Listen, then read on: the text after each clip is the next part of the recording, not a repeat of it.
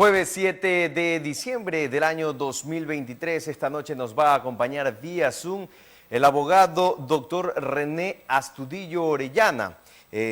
Vamos a estar tratando un tema importante como es el sicariato como herramienta del crimen organizado y su impacto respecto al Estado de Derecho ecuatoriano. Damos la bienvenida, doctor Astudillo, muy buenas noches.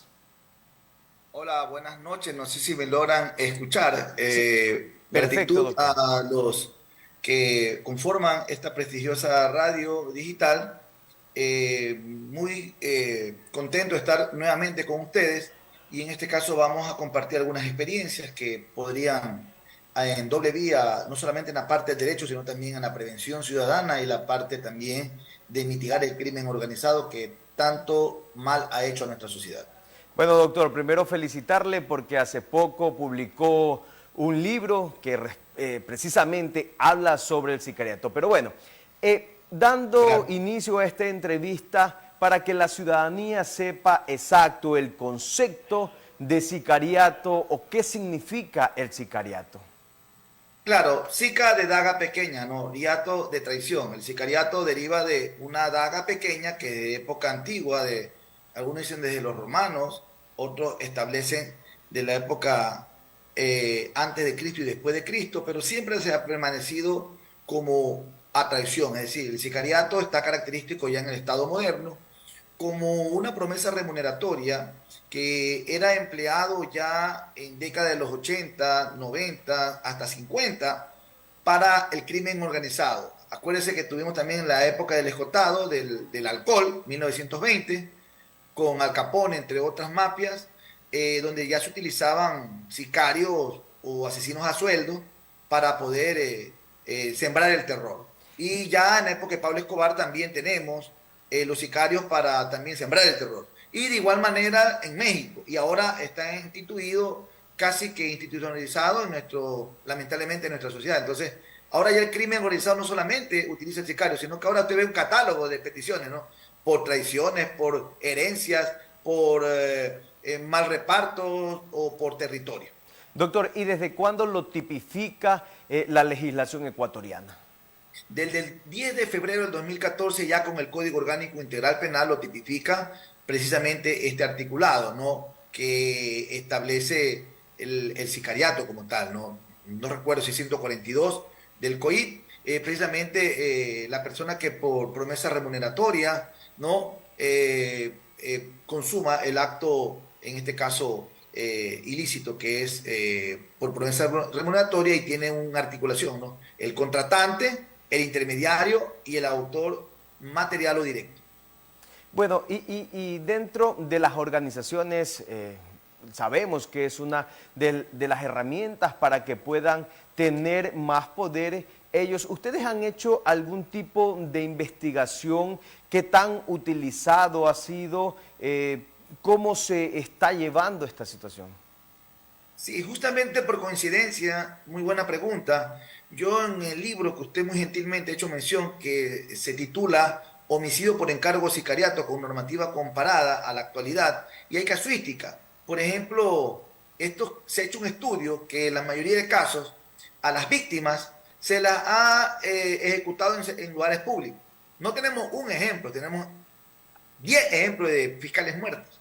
No tenemos ejemplos de uno, sino más de un juez y un centenar ya de servidores públicos, entre policías, secretarios, asistentes judiciales, etcétera. Entonces, ha sido la ejecución en lugares públicos. Y tanto así ha cambiado y va evolucionando, que también ya lo están haciendo en lugares ya cerrados. Ustedes vieron ahora poco en una urbanización vía a Salitre, también cómo ejecutaron a una persona y ya no es extraño ver cómo operan de esta manera. Y lo que se ha estudiado y se ha sacado la conclusión también es que se los escoge siempre, primero los estudian y luego los ejecutan. Hacen una ejecución, para ellos suficientes son de 1 a 3 días. Ese es el manejo mínimo.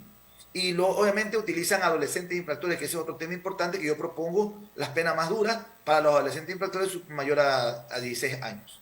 Exacto. Dentro de su libro manifestaba este tipo de situaciones, que en su mayoría los sicarios son menores de edad. ¿Esto básicamente a qué se debe? ¿Sería la parte psicológica que son más manejables o será por el hecho de la punibilidad que es un poco menor? El New York Times y también CNN hicieron algunas, y una institución que no recuerdo, que es de estudio criminógeno, pudieron ver que la debilidad en la sociedad son personas de escasos recursos, los que cometen este tipo de delitos. Y que también habrían personas con muy buenos recursos.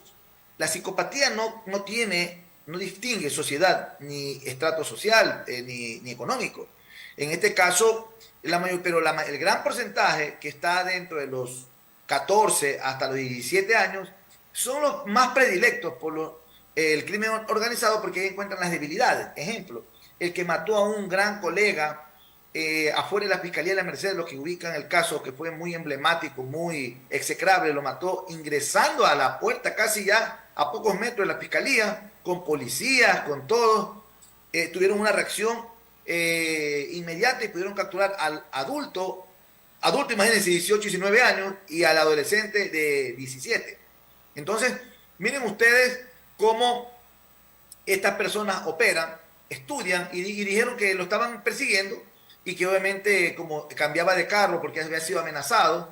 Ese es otro problema con la protección de víctimas y testigos, si se cumple o se incumple. Entonces ahí lo ejecutaron, dijeron sí, la única es la entrada. Por eso que en algunos casos también suprimieron la marcación física para salvaguardar la integridad de los servidores públicos. Bueno, otra de las situaciones es esta evolución. Quizás en su momento el sicariato se lo daba cuando estuvieras en un lugar a solas, o quizás que no existiera tanta concurrencia, pero ahora no existe lugar seguro. Puede ser hasta en un centro comercial que, entre comillas, existe un poco más de seguridad. ¿Por qué se da esta situación? Claro que sí. Como le indiqué, el lugar predilecto era precisamente el lugar predilecto era precisamente el tema de que antes lo hacían en la vía pública. Ahora lo ejecutan hasta en el ingreso de instituciones privadas o lugares privados, ¿no?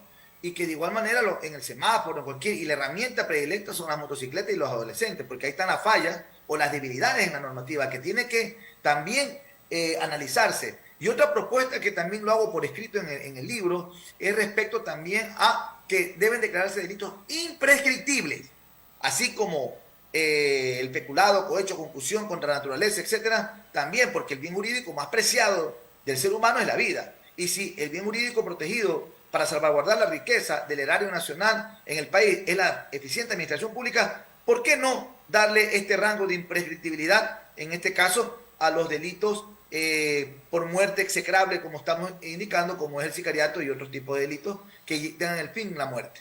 Doctor, varios amigos, varias personas que he conversado me han preguntado, y ahora vale la pena preguntársela a usted, ¿cuál sería entonces la diferencia entre un asesinato, entre femicidio, entre sicariato?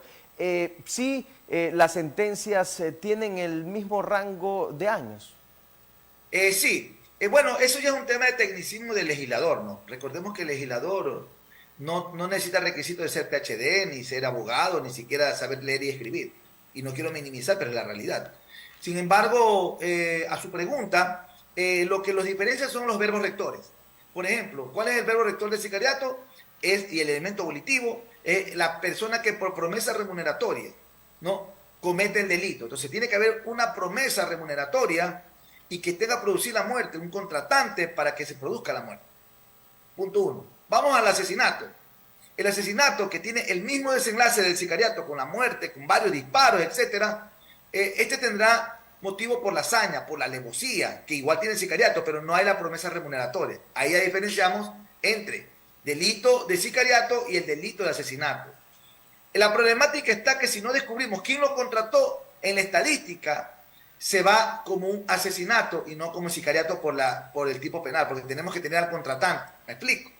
Y tres, en el caso del homicidio, que también hay un resultado de la muerte, este es sin premeditación. El asesinato sí te estudia, sí hay premeditación, el sicariato también, pero el homicidio, en este caso no. El homicidio es el que causa la muerte, por ejemplo, en la casuística, una discusión, comienzan a pelear, se golpean, se pegan, transan a golpes y coge y le pega con un palo o le dispara del cinto y lo mata con un solo disparo y le cayó en la aorta y para mala suerte muere. Ese es homicidio. Entonces, mire la diferencia entre uno. Y así vamos con el femicidio, etcétera. El femicidio es por el que causa también la muerte, pero que tiene dominio sobre la mujer, sea expareja. Entonces, miren, los verbos rectores son importantes para tipificar y para determinar el tipo penal. Perfecto. Doctor, otra de las preguntas importantes sería, si al sicariato se vuelve, es decir, la ley se vuelve más dura, baja la situación de sicarios en el país, ¿esto afectaría a las organizaciones delincuenciales? A ver, hay que tomar en cuenta dos aspectos. El sicariato ha venido en aumento. La estadística no se eleva. ¿Saben por qué, estimado periodista? Es precisamente porque como no tenemos al autor de un hecho, en este caso lo dejamos como una cifra de asesinato. Pero sin embargo nosotros observamos que se está dando, en este caso, el sicariato en las modalidades todos los días, pero como no tenemos el verbo rector de quién lo contrató, que ese es el eslabón que se pierde, no tenemos que el Estado no está aplicando, o al menos no está llegando al fondo de todo esto. Ahora, también quiero indicarle que, por ejemplo, se le impone la pena de un tercio de lo que es. Ejemplo, si es 26 años al adolescente, el que mató a un colega fiscal a la entrada de la fiscalía, le pusieron una pena ejemplar, 8 años. Creo que fueron más tiros lo que llevó a más tiros, más disparos, más balas, lo que descargó que las penas que se dieron de manera execrable. Entonces miren ustedes, ¿no?, cómo merece una reforma, porque se pone un tercio de la pena. Entonces, ni siquiera la mitad. Hay que analizar, hay que entrar a ver, porque nosotros sabemos, y perdónenme que me desplaye, pero es importante esta explicación, ellos tienen derecho, los adolescentes, ¿no?, con la Corte Constitucional a decidir en el tema sexual, de su sexualidad, ¿sí o no? Ya les dieron una resolución de la Corte Constitucional. También le dieron ellos la oportunidad de poder decidir y elegir y sufragar mayores de 16 años. Por supuesto. Y entonces, si tienen derecho, ¿por qué no tienen obligaciones? Porque ellos ya tienen, y la Corte Constitucional hace algo muy importante, que ellos ya tienen raciocinio, que ellos, por su temprana edad, no pueden desarrollar más allá, pero por un tema ya más que natural, ¿no? Es por un tema ya más legal. Recuerden, usted puede tener 18 años y puede ser tan inmaduro que tenga 14.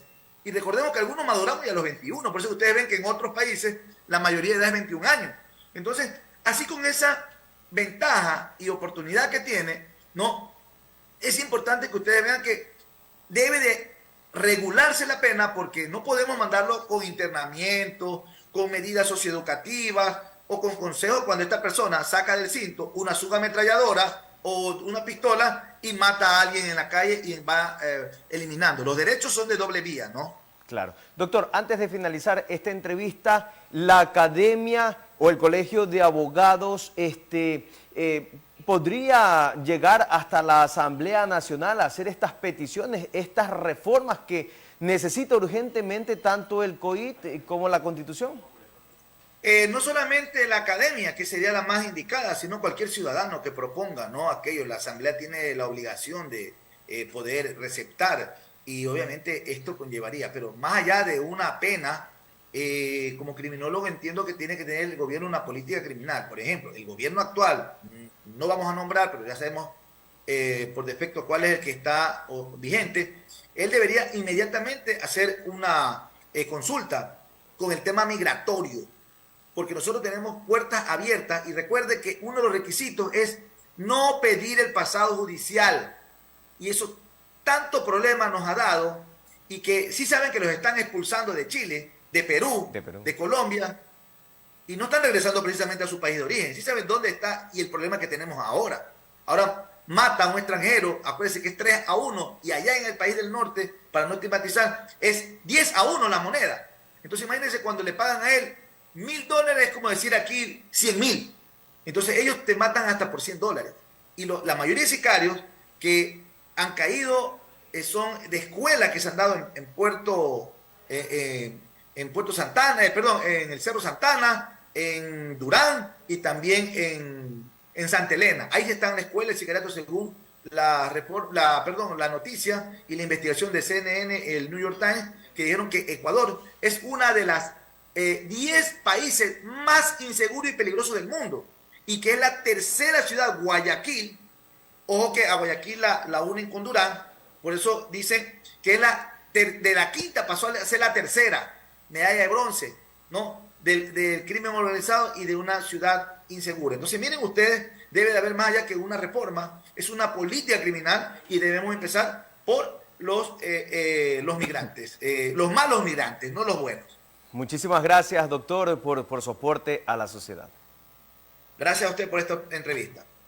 A la orden. Vamos a una pequeña pausa publicitaria.